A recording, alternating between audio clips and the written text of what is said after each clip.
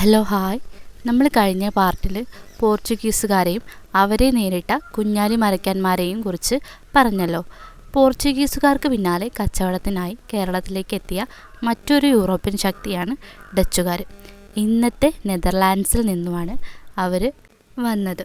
കേരളത്തിലെ കച്ചവടം പിടിച്ചെടുക്കാൻ അവർ നടത്തിയ നീക്കങ്ങളും അവർ നമുക്ക് നൽകിയ വലിയൊരു ഗ്രന്ഥത്തെക്കുറിച്ചുമൊക്കെ നമുക്കിപ്പോൾ നോക്കാം. നെതർലാൻഡ്സിൽ നിന്നുള്ള ഡച്ച് ഈസ്റ്റ് ഇന്ത്യ കമ്പനി 1602 രൂപീകരിച്ചത്. പോർച്ചുഗീസുകാരുടെ ശക്തി കുറഞ്ഞതോടെ കൊച്ചിയിലും കൊല്ലത്തും താവളങ്ങൾ ഉറപ്പിക്കാൻ ഡച്ചുകാർക്ക് കഴിഞ്ഞു.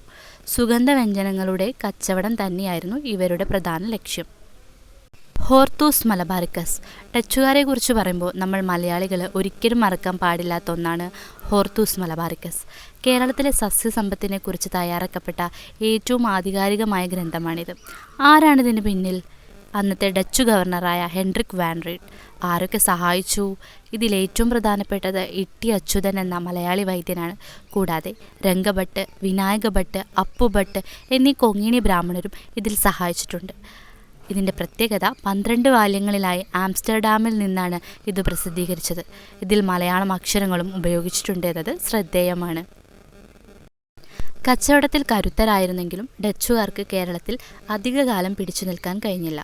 അതിനു കാരണം തിരുവിതാംകൂർ രാജാവായിരുന്ന മാർത്താണ്ഡവർമ്മ ആയിരുന്നു. 1741 നടന്ന കുളച്ചൽ യുദ്ധത്തിൽ മാർത്താണ്ഡവർമ്മ ഡച്ചുകാരെ ദയനീയമായി പരാജയപ്പെടുത്തി. ഇതോടെ ഡച്ചുകാരുടെ കേരളത്തിലെ പ്രതാപം അവസാനിച്ചു. നെക്സ്റ്റ് പാർട്ടിൽ ബ്രിട്ടീഷുകാരുടെ വരവിനെ കുറിച്ചാണ് നമ്മൾ ചർച്ച ചെയ്യാൻ പോകുന്നത്. അപ്പോൾ ഈ ഭാഗം ഇഷ്ടപ്പെട്ടിട്ടുണ്ടെങ്കിൽ ലൈക്ക് ചെയ്യുക, ചാനൽ സബ്സ്ക്രൈബ് ചെയ്യുക, കൂടാതെ ഇതുമായി ബന്ധപ്പെട്ട വിവരങ്ങൾക്ക് കമൻറ്റ് ചെയ്യുക.